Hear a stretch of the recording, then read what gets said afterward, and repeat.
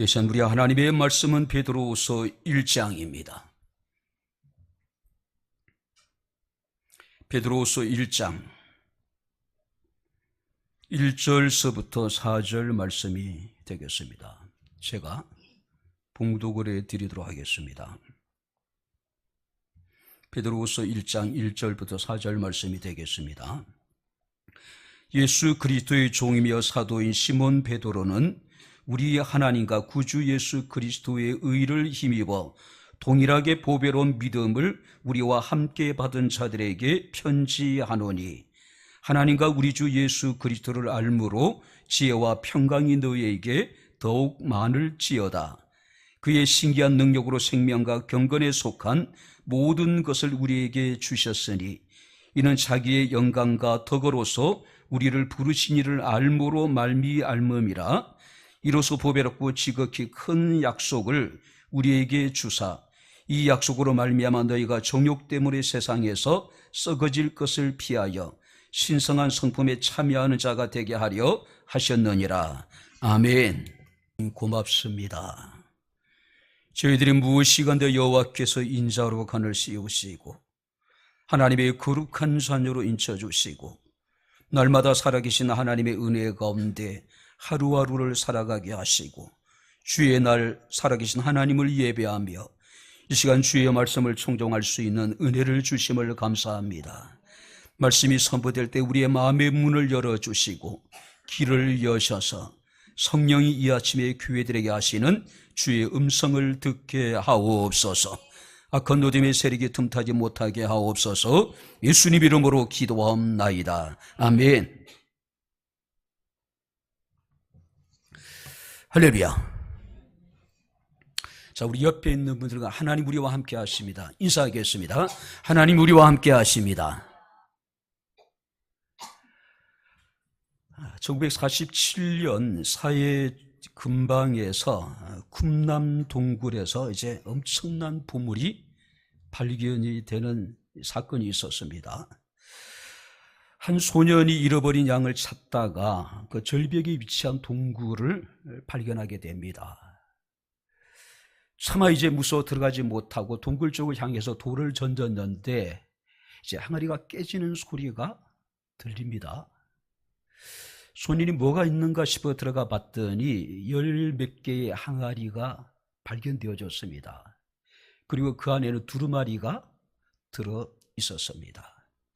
이것이 그 유명한 그 사해 사본이라고 하는 성경의 사본입니다. 그러니까 주전 2세기경에 기록되어져 있는 아마 인류 역사에 있어서 가장 오래된 사본입니다. 기독교 역사에서 엄청난 방향을 불러일으킨 그런 여러분들이 위대한 기독교의 유산이 되어지게 됩니다. 자, 이 소년은 이제 개당 이제 이 두 마리를 그 4만 원씩 주고 골동품 상인들에게 팔게 됩니다. 그리고 골동품 상인은 그 두 마리를 히브리대 교수에게 개당 25만 달러, 그 3억에 가까운 돈을 주고 매입을 하게 되죠. 그리고 그 사해 사본은 지금은 인류의 가장 위대한 유산이 되었죠. 도저히 그 가치를 이제는 돈으로 평가할 수 없을 정도로.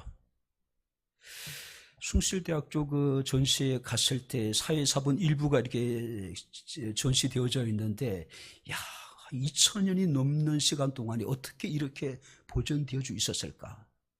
굉장히 놀랍기만 했습니다. 자, 우리는 무엇이 소중한 것인지, 무엇이 가치 있는 것인지 그것을 우리가 잃어버리고 살아갈 때가 얼마나 많은지 모릅니다. 오늘 우리가 참된 가치를 깨달아 알 수 있는 것이 우리에게 주어진 은혜입니다. 할렐루야.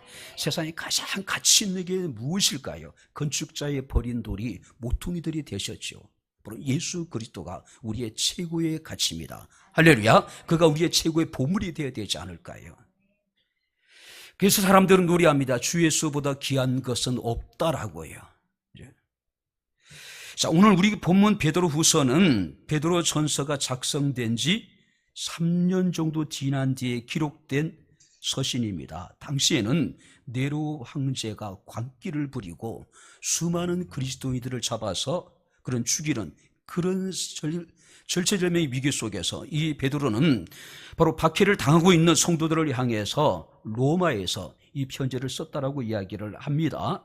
자, 베드로 전서는 바로 이제 외부로부터 오는 핍박을 성도들이 잘 견뎌낼 수 있기를 위해서 격려하기 위한 목적으로 썼다라면은 이 베드로 후서는 내부에서 일어난 위험한 교리, 거짓 교사들에 대해서 경계하기 위한 목적으로 너희 믿음에 경고하여 흔들리지 않고 끝까지 믿음 가운데 그들이 잘 성숙해 나가기를 위해서 바로 독려하기 위해서 쓴 책이라고 이야기할 수가 있습니다.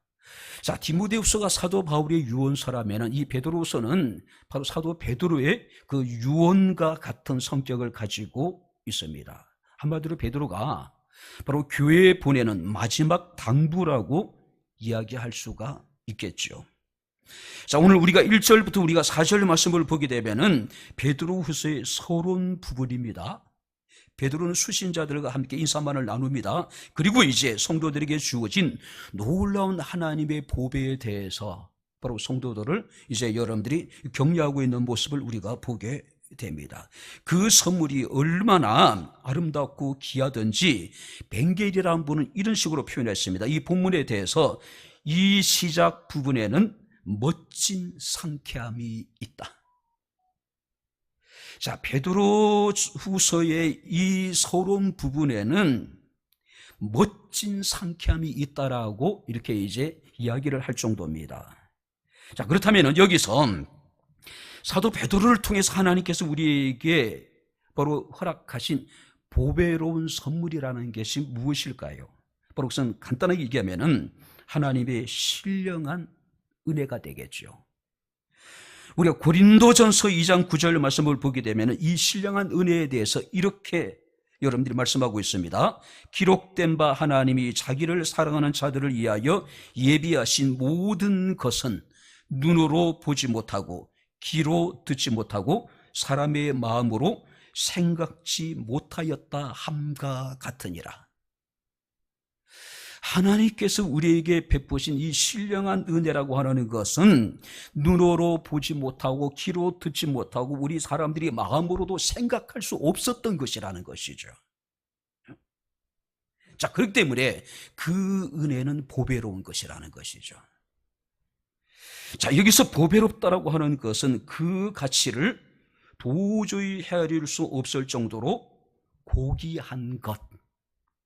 여기서 보배롭다는 이야기는 값으로 환산할 수 없는 가치라고 하는 뜻을 가지고 있다라고 하는 겁니다. 왜 하나님께서 우리에게 베푸신 신령한 은혜가 보배로울 수밖에 없을까요? 그 은혜라고 하는 것은 인간이 의지로 취득할 수 있는 것이 아니기 때문에 그렇다는 겁니다. 오직 우리 주 예수 그리스도의 십자가의 피 흘리심을 통해서 얻을 수 있는 은혜이기 때문에 그 은혜는 돈으로 평가할 수 없는 은혜, 세상에 무엇보다도 가치 있는 바로 여러분들이 보배로운 것이라고 이야기할 수가 있을 것입니다. 자, 그렇다면 하나님께서 우리에게 주신 보배로운 선물이란 구체적으로 무엇일까? 우리가 오늘 본 말씀을 살펴보면서 우리가 함께 은혜를 나누도록 하겠습니다. 자, 먼저 1절 말씀을 우리 다시 한번 같이 읽겠습니다. 예수 그리스도의 종이며 사도인 시몬 베드로는 우리 하나님과 구주 예수 그리스도의 의를 힘입어 동일하게 보배로운 믿음을 우리와 함께 받은 자들에게 편지하노니. 자, 여기서 베드로는 수신자들을 향해서 바로 우리와 동일하게 보배로운 믿음을 가진 자들이라고 이야기를 해요. 보배로운 믿음을 우리와 함께 받은 자. 자, 여기서 중요한 것은 이 보배로운 믿음이 누구의 것이냐는 것이죠. 자, 우리가 여기서 보배로운 믿음이라고 하는 것은 우리가 갖고 싶다고 가질 수 있는 믿음이 아니라는 거예요. 여기서 말하는 보배로운 믿음이라는 것은 우리가 믿는다고 해서 믿어지는 그런 믿음이 아니라고 하는 겁니다. 그렇다고 우리가 그것을 부정한다고 해서 부정되어지는 그런 믿음이 아니라고 하는 것이라요. 바로 여러분 성경 말씀 보니까 이 믿음은 위로부터 주어지는 것이래요. 내 속에서 나오는 것이 아니라, 내 속에서 믿어지는 믿음이 아니라 하나님께서 구주 예수 그리스도의 의를 힘입어 동일하게 보배로운 믿음을 우리와 함께 받은 자라고 편지하고 있는데, 이 보배로운 믿음이라는 것은 위로부터 주어지는 것, 하나님께서 우리에게 주신 선물이라는 것이죠. 선물. 그죠? 십자가의 죽으심으로 우리를 의롭다 하시겠다라고 하는 그리스도의 믿음, 우리를 기필코 구원하시겠다라고 하는 결단에 찬 예수 그리스도의 믿음, 죽기까지 우리를 긍휼히 여기시고 바로 사랑하심으로 우리를 천국까지 인도하시겠다라고 하는 그리스도의 여러분들이 믿음이 우리에게 주어졌다는 것이죠. 자, 믿음이라고 하는 것은 그분의 이 의로움으로 우리에게 주어진 믿음이라는 것이죠. 그죠? 그가 우리를 긍휼히 여기시고 우리를 사랑하심으로 인해 가지고 우리가 그를 믿게 된 것입니다. 그러니까 믿음이라고 하는 것은 내가 믿어주는 것이 아니라 하나님께서 우리에게 선물로 주신 것이 바로 이 믿음이라는 것이죠. 자, 그렇기 때문에 이 믿음은 보배로운 믿음이에요.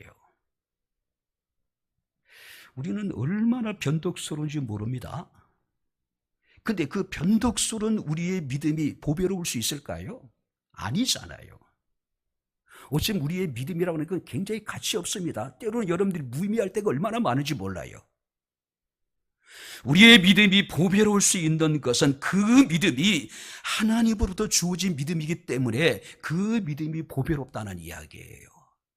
그 믿음은 세상에 무엇보다도 비교할 수 없을 정도로 가치 있는 소중한 것이라는 것이죠. 그래서 우리가 베드로전서 1장 7절 말씀을 보게 되면은 너희의 믿음의 확실함은 불로 연달아에도 없어질 금보다도 더 귀하다. 할렐루야. 근데 우리는 어떻습니까? 세상에 썩어질 것, 세상에 없어질 것으로 인해 가지고 우리의 그 보배로운 믿음을 우리가 포기해버릴 때가 얼마나 많은지 몰라요.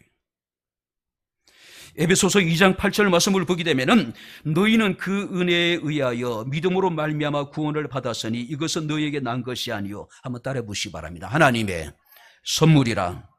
할렐루야. 바로 여기서 믿음으로 말미암아 구원을 받았는데 이것은 너희에게 난 것이 아니라 우리에게 주신 하나님의 선물이라는 것이죠. 그렇기 때문에 이 믿음이 보배로운 믿음이라는 것이죠. 그 믿음이 우리를 구원합니다. 그 믿음으로 말미암아 우리는 세상을 살아갈 수 있는 능력을 얻을 수 있는 것이죠. 그래서 우리가 요한 1서 5장 4절 말씀을 보게 되면은 무릇 하나님께로부터 난 자마다 세상을 이기느니라. 세상을 이기는 승리는 이것이니 우리의 믿음이니라. 할렐루야. 믿음으로 말미암아 구원을 받고 믿음으로 말미암아 우리는 세상을 이길 수 있는 힘과 능력을 얻게 된다는 이야기죠. 믿음으로 말미암아 우리는 영원한 하나님 나라에 들어갈 수 있게 되었다는 것이죠. 중요한 것은 그 믿음이 나로 말미암는 것이 아니라 하나님으로부터 우리에게 주어진 선물이라는 것이죠. 그걸 우리가 믿는 거죠. 자, 그런데 우리가 2절 말씀을 보게 되면은 이런 보배로운 믿음을 가진 사람들이 누릴 수 있는 복이 있습니다. 2절을 다시 한번 볼까요? 같이 읽겠습니다. 하나님과 우리 주 예수 그리스도를 알므로 은혜와 평강이 너희에게 더욱 많을지어다. 하나님과 우리 주 예수를 알므로 은혜와 평강이 너희에게 더욱 많게 될 것이다. 보배로운 믿음을 가진 사람은 하나님을 알고 예수 그리스도를 압니다. 여기서 말하는 알미라고 하는 것은 일반적인 지식을 말하는 것이 아니라 실제적인 경험을 통해서 우리가 하나님을 체험한 사람들. 그죠? 하나님은 볼 수가 없습니다. 우리는 예수 그리스도를 볼 수가 없어요. 그러나 믿음으로 말미암아 우리는 실제적으로 우리의 삶 가운데 우리와 함께 하신 하나님을 체험할 수가 있단 말이에요. 경험하게 된단 말이죠. 그리고 이런 사람들에게 성경 말씀에 이렇게 읽고 가겠습니다. 은혜와 평강이 너희에게 많을지어다. 자, 여기서 은혜라고 하는 것은 자기 백성을 향한 하나님의 무한한 기쁨, 무조건적인 호의. 이 평강이라고 하는 것은 외부적인 어떤 상황에도 평정심을 유지할 수 있는 하나님의 평강. 오늘 근데 중요한 것은 이 은혜도, 이 평강도 그리스도를 알므로 우리가 누릴 수 있는 은혜이고, 그리스도를 알므로 우리가 누릴 수 있는 마음의 평안함이란 사실이에요. 사랑하는 성도 여러분들, 하나님이 우리에게 주신 놀라운 선물이 있습니다. 보배로운 선물이 있습니다. 지극히 큰 선물이 있는데 그것이 무엇이라고요? 바로 믿음이라고 하는 겁니다. 여러분들이 하나님으로 말미암아 우리가 믿음을 얻게 되었다는 그 자체만으로도 우리는 큰 은혜를 입은 사람들이죠. 어쩌면 세상의 모든 것을 소유한 사람들이죠. 그죠? 그래서 로마서 1장 17절에 사도 바울은 오직 의인은 믿음으로 말미암아 살게 될 것이라고 말씀을 하고 있습니다. 우리의 믿음은 하나님이 우리에게 주신 선물입니다. 우리는 그 믿음을 통해서 하나님을 알고 예수 그리스도를 알 수 있게 되고 그 믿음으로 말미암아 은혜와 평강을 넘치게 받게 되었다는 이야기죠. 그래서 사도 바울은 고린도전서 15장 58절에 그러므로 내 사랑하는 형제들아 너희가 믿음에 견실하여 흔들리지 말고 항상 주의 일에 힘쓰는 자 되라. 할렐루야. 흔들리지 말래요. 흔들리지 말래요. 항상 경고하라는 이야기죠. 두 번째, 하나님께서 우리에게 베푸신 보배롭고 지극히 큰 선물이 무엇일까요? 3절을 우리 같이 읽겠습니다. 그의 신기한 능력으로 생명과 경건에 속한 모든 것을 우리에게 주셨으니 이는 자기의 영광과 덕으로서 우리를 부르신 이를 알므로 말미암음이라. 두 번째 3절에 뭐라고 얘기하고 있습니까? 그의 신기한 능력을 우리에게 선물로 주셨다. 신기한 능력. 자, 여기서 신기한 능력이라고 하는 것은 하나님의 신적인 능력입니다. 희한하고 신비한 능력을 뜻하는 것이 아니라 전능하신 하나님께 속한 신적인 능력, 신성하고 거룩한 능력, 그것을 하나님께서는 우리에게 주셨다. 하나님의 신적인 능력을 우리 가운데 하나님이 나타내셨다. 그것을 통해서 우리가 얻게 되는 것은 무엇입니까? 3절 말씀을 보게 되면은 생명과 경건에 속한 모든 것을 우리가 얻게 되었다. 여기서 생명이라고 하는 것은 영적인 생명, 우리 안에 살아계신 그리스도와의 하나된 생명. 그죠? 그래서 요한복음 1장 4절 말씀을 보게 되면은 그 안에 생명이 있다라고 이야기를 합니다. 그리고 4절 말씀을 보게 되면은 세상에 썩어질 것을 피하여 사는 삶, 타락과 멸망을 떠난 영생에 이르는 삶. 여기서 말하는 생명이란 영원한 생명이 아닐까요? 그죠? 요한복음 20장 30절부터 31절 말씀을 보게 되면 예수께서 제자들 앞에서 이 책에 기록되지 아니한 다른 표적도 많이 행하셨으나 오직 이것을 기록하면 너희로 예수께서 하나님의 아들 그리스도이심을 믿게 하려 하시며 또 너희로 믿고 그 이름을 힘입어 생명을 얻게 하려 하십니다. 예수께서 이 땅에 행하신 엄청난 신기한 능력들이 있었습니다. 그 능력을 베푸신 목적이 뭐냐 하면은 너희로 믿고 그 이름을 힘입어서 생명을 얻게 하려 하십니다. 우리에게 믿음을 주시기 위해서, 우리에게 영원한 생명을 주시기 위해서 주님께서는 놀라운 능력을 행하셨다는 이야기죠. 그래서 우리가 3절 말씀을 보게 되면은 그의 신기한 능력으로 우리가 생명과 경건에 속한 모든 것을 얻게 되었다. 또 여기서 경건이라고 이야기합니다. 이 경건의 의미 속에는 좋게 예배하다. 이 경건이라는 의미 속에는 올바르게 예배한다라고 하는 뜻을 가지고 있어요. 하나님의 신기한 능력으로 우리는 생명을 얻었습니다. 생명을 얻은 자들은 마땅히 하나님 앞에 좋은 예배를 드려야 되고 하나님 앞에 올바른 예배를 드려야 된다는 이야기겠죠. 그렇죠? 한마디로 경건이라고 하는 것은 하나님을 신실하게 예배하고 하나님만을 따르는 삶의 방식이 바로 이것을 경건이라고 이야기하는 거예요.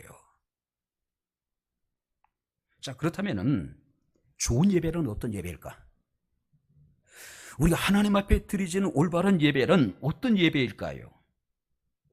예배는 양이 아니라 질입니다. 예배는 어디서 드렸는가가 중요한 것이 아니라 어떻게 드렸느냐가 중요합니다. 예배는 습관적인 예배가 아니라 진정으로 드려지는 예배가 좋은 예배이고 이런 예배가 올바른 예배예요. 그래서 우리가 요한복음 4장 23절 24절 말씀을 보게 되면은 아버지께 예배하는 자들은 영과 진리로 예배할 때가 오나니 곧 이때라. 아버지께서는 자기에게 이렇게 예배하는 자들을 찾으시느니라. 하나님은 영이시니 예배하는 자가 영과 진리로 예배할지니라. 이 말씀 속에서 올바른 예배, 좋은 예배란 어떤 예배일까요? 영과 진리로 드려지는 예배, 성령 안에서 성령의 감동으로 그리스도를 알고 그가 행하신 모든 일을 믿고 드려지는 예배. 할렐루야. 지금 우리가 드리는 이 예배가 어떤 예배가 되어야 될까요? 성령 안에서 성령의 감동하심을 받은 자들이 예수 그리스도가 어떤 분인지를 알고 그가 행하신 일들에 우리가 온전히 신뢰하고 하나님께 드리지는 예배, 이 예배가 좋은 예배고 이 예배가 올바른 예배라는 것이죠. 또 여러분들이 좋은 예배란, 올바른 예배는 어떤 예배일까요? 성경에 이렇게 기록하고 있습니다. 아버지께 예배하는 자들은 영과 진리로 예배할 때가 오나니, 한번 따라해 보시기 바랍니다. 곧 이때라. 하나님께 드려지는 좋은 예배, 하나님께 드려지는 올바른 예배는 어떤 예배일까요? 지금 드려지는 예배입니다. 할렐루야. 지금 드려지는 예배, 지금 백향목 교회에서 드려지는 이 예배가 좋은 예배고 이 예배가 올바른 예배라는 것이죠. 기독교인의 가장 중요한 시간은 언제일까요? 지금이잖아요. 바로 지금이 은혜를 받을 만한 때요, 지금이 구원의 때요, 지금이 하나님을 만날 만한 때요, 지금이 올바른 예배, 좋은 예배를 드릴 때라고 하는 것이죠. 이미 드려진 예배, 앞으로 드려질 예배가 아니라 지금 이 시간 드려지는 예배가 가장 좋은 예배예요. 가장 올바른 예배라는 것이죠. 그렇기 때문에 우리는 이 시간 이 예배에 집중하고 이 예배에 최선을 다해야 되는 것이죠. 왜냐하면 주님께서는 지금 영과 진리로 예배하는 자들을 찾고 계신다고 말씀하고 있는 거예요. 지금 찾고 계시다는 것이죠. 이 땅에 드려지는 모든 예배가 바로 하나님께서 기뻐하시는 좋은 예배, 바로 올바로 드려지는 예배가 되어질 수 있기를 기대해 봅니다. 할렐루야. 세상에는 초능력이라는 것이 존재한다고 이야기를 하죠. 그런데 대부분 눈속임이거나 사탄의 힘을 빌려서 행하는 능력입니다. 문제는 그런 능력에는 생명이 없어요. 그런 능력에는 좋은 예배가 없습니다. 올바른 예배가 없단 말이에요. 우리가 하나님께서 우리에게 베푸신 놀라운 은혜가 있는데, 보배로운 은혜가 있는데, 바로 그것이 뭐냐면은 신기한 능력으로 우리에게 생명을 주시고 하나님 우리에게 경건에 속한 모든 것을 주셨는데, 경건이라고 하는 것은 올바른 예배, 좋은 예배를 하나님께 드리는 것이라는 것이죠. 근데 우리가 초능력, 세상 사람들이 행하는 초능력 속에는 생명이 없잖아요. 그죠? 예배가 없잖아요. 뿐만 아니라 우리가 세 번째 말씀 보겠습니다. 자, 4절을 우리 같이 읽겠습니다. 이로써 그 보배롭고 지극히 큰 약속을 우리에게 주사 이 약속으로 말미암아 너희가 정욕 때문에 세상에서 썩어질 것을 피하여 신성한 성품에 참여하는 자가 되게 하려 하셨나니라. 하나님께서 우리에게 주신 보배로운 선물, 이게 무엇일까요? 성경 말씀을 보게 되면은 큰 약속이래요. 큰 약속. 자, 그리스도께서는 그리스도인들에게 신기한 능력을 통해서 우리의 영적인 삶에 필요한 생명을 주시고 경건에 속한 모든 것을 주셨습니다. 뿐만 아니라 우리의 미래를 위해서 뭘 주셨대요? 약속을 주셨대요. 현재 우리에게 생명을 주시고 현재 우리가 하나님을 섬기는 데 필요한 경건에 속한 모든 것을 주셨을 뿐만 아니라 우리의 미래를 위해서 뭘 주셨다고요? 큰 약속. 약속. 그죠? 만약에 우리 인생에 무엇인가가 보장되어져 있다면은 우리는 인생을 얼마나 확신에 찬 삶을 살아갈 수 있을까요? 확실한 보장이 있다면 어떤 시련과 고난과 역경과 환난 속에서도 우리는 결코 좌절하지 않을 겁니다. 왜 사람들이 좌절하고 절망하고 낙심합니까? 모든 것이 불확실하기 때문에 그래요. 약속이 없기 때문에 그래요. 보장된 게 없기 때문에 그래요. 근데 성경 우리에게 이야기를 하고 있습니다. 이로써 보배롭고 지극히 큰 약속을 우리에게 주셨대요. 영원한 생명을 주시고 경건에 속한 모든 것을 우리에게 주신 그가 우리의 미래를 위해서 큰 약속을 주셨다. 큰 약속. 이 큰 약속은 그리스도의 영광과 도구로 말미암아 주어진 것이라고 이야기합니다. 그리스도인들의 미래의 일들, 다시 말해서 그리스도의 재림이라든지 새하늘과 새 땅에 참여하게 될 것이라고 하는 약속. 약속.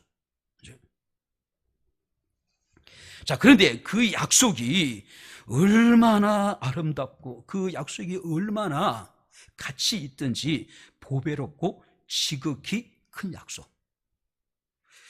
최상의 표현을 중복해서 반복해 사용하고 있는 거예요. 하나님이 우리에게 약속하신 그 약속은 보배로운 것이고 지극히 아름다운 것이고 큰 것이다. 할렐루야. 믿을만 하잖아요.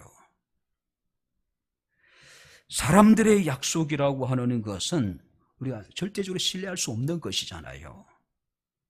사람들의 마음이라고 하는 것이 언제 어떻게 변할지 알 수 없는 것이잖아요. 그죠? 근데 하나님의 약속은 보배로운 것이고 지극히 아름다운 것이고 큰 약속인데 누구도 변개할 수 없는 거예요. 바꿀 수 없는 거예요. 기독교는 약속의 종교라고 이야기를 합니다. 구약은 옛 약속이고 신약은 새 약속이라고 이야기합니다.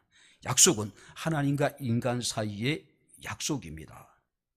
사람은 절대 신뢰할 수 없지만은 하나님의 약속은 우리가 100% 신뢰할 수 있는 약속이잖아요.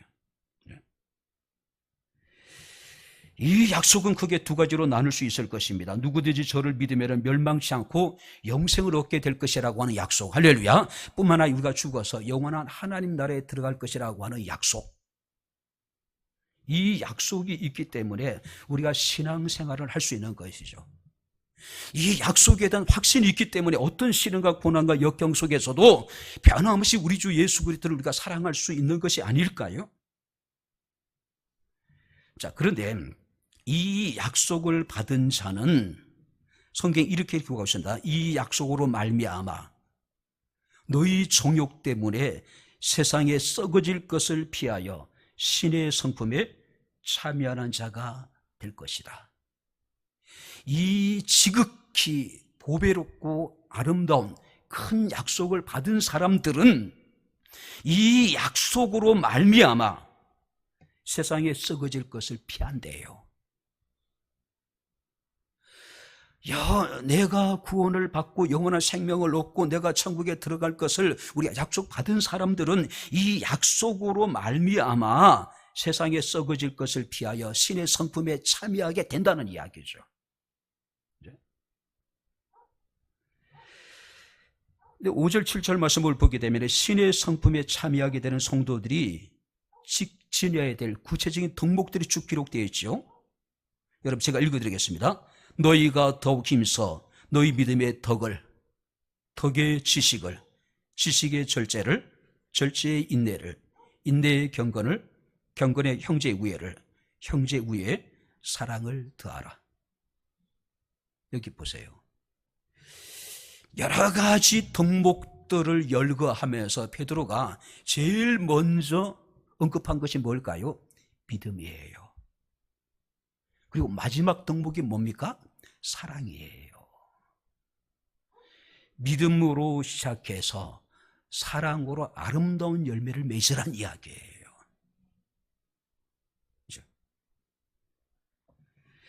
그 믿음 위에 덕을, 지식을, 절제를, 인내를, 경건을, 우애를, 그리고 사랑의 열매를 맺어라. 앞에 있는 모든 것을 우리가 소유했다 하더라도 마지막 열매가 사랑이 아니라면은 그것은 어떻게 될까요? 의미가 없는 거예요. 뒤에 있는 모든 것을 행했다 하더라도 믿음으로 행하지 않는 것은 죄입니다. 악이에요. 그러니까 우리 신앙생활에 처음 갈 것이 뭘까요? 믿음과 사랑이라는 것이죠.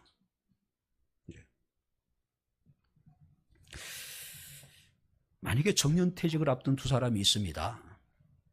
한 사람은 이제 시간이 다가올수록 그 얼굴에 그늘이 짙게 드리워집니다.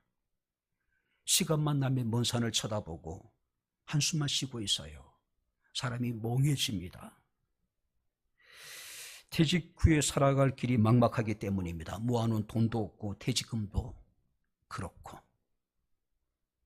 그렇다고 자식들이 이제 특별히 많이 도와줄 수 있는 형편도 아니고. 반면에 또 다른 사람이 있습니다. 시간이 다가옴에도 전혀 걱정 근심이 없습니다. 왜냐하면 퇴직 이후에 다른 회사로 스카웃되어져 있기 때문에 그래요. 무엇인가 약속되어져 있고 무엇인가 보장되어져 있기 때문에 똑같은 상황 속에서도 한 사람은 한숨만 쉬고 먼 산만 쳐다보고 멍하고 있지만은 또 한 사람은 어떻습니까? 새로운 일에 대한 기대와 희망, 설렘 때문에 오히려 더 굉장히 적극적이죠. 우리에게는 지극히 보배롭고 아름다운 큰 약속이 있습니다. 할렐루야. 현재 우리의 삶이 때로 어렵고 힘들고 하루하루를 살아가는 것이 녹록지 않아요. 하루 일과를 무사히 마치고 지친 몸을 이끌고 침대에 누우면서 많은 사람들이 그런 생각할 겁니다. 하나님, 내일 아침에 깨어나지 말고 이대로 그냥 잠들게 해달라고. 삶이 그만큼 힘들고 고달프니까 그런 생각을 하게 되는 거예요. 그러나 우리에게는 하나님의 큰 약속이 있습니다. 우리의 현실은 그러하고 우리의 상황은 그럴지 모르지만은 우리는 영원한 생명을 주셨고 하나님 우리에게 경건에 속한 모든 것을 주셨을 뿐만 아니라 하나님께서는 우리에게 썩어질 것을 피하여서 신의 성품에 참여하게 될 것이라고 하는 약속을 우리에게 주셨다라고 하는 사실입니다. 영원한 생명을 주시고 하나님의 나라에 대한 우리에게 여러분들이 주님께서는 약속을 보장해 주셨잖아요. 성령이 그것에 보증이 되어 주셨잖아요. 이제 말씀을 마치도록 하겠습니다. 어느 날 두루미가 물가에서 이제 고동을 찾고 있었습니다. 그때 마침 백조가 이제 하늘을 유유히 날면서 여러분들이 즐거운 시간을 보내고 있는 거예요. 두루미는 도대체 그 백조의 그런 모습 이해가 되지 않아요. 왜냐하면 열심히 고동을 차지하지 하루를 이제 이렇게 이제 지낼 수 있을 텐데, 그때 이제 이 두루미가 백조에게 물었습니다. 백조야, 넌 어디서 왔니? 그러니까 이제 백조가 이야기합니다. 천국에서 왔다. 너 천국 아니니까 아니 몰라. 이제 백조가 천국에 대해서 열심히 설명을 합니다. 천국에는 12개의 진주문이 있고 예수님이 계시고 고통과 아픔이 없고 영원한 안식이 있고 생명수 강가에는 철을 따라 열매를 맺는 아름다운 실과가 풍성하고, 한참 백조는 자기가 경험한 천국에 대해서 이야기를 해요. 근데 한참 듣고 있던 두루미는 지루해요.